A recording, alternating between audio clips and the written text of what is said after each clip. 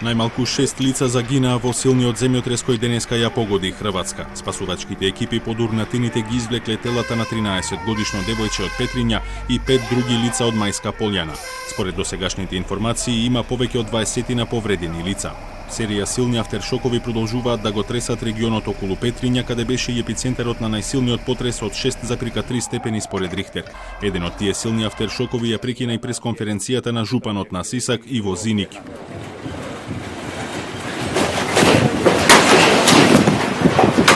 Спасувачките екипи и цивилите продолжуваат да трагаат по затрупани граѓани, а дел од нив обвинуваат дека ненавремената интервенција од страна на брзата помош го чинела 13-годишното девојче живот. Пала е ово на нив. Јас сум 40 минута живљава и више. Nije bilo hitno. 43 minuta. Za ovo dijete će mi neko odgovarati. Vjerujte mi, kužiš. Ja sam tražio... Jeste poznavali to dijete?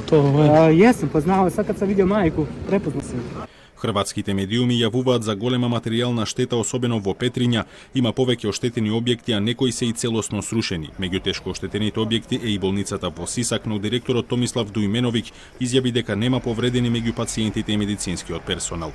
Од целата општа болница неоштетена останала само зградата на гинекологијата, каде сега сместиле дел од пациентите, додека критичните пациенти со хеликоптери ги префрлиле во други болници низ земјата. Потресите предизвикале голем број на дефекти на електричната мрежа во и околу погодениот регион. Без струја се Петриња и Велика Горица и делови од Сисак и Загреб, соопштуваат од Хрватското електростопанство. Нуклеарната електрана Кршко автоматски се исклучила по потресот и не претрпила никакви оштетувања.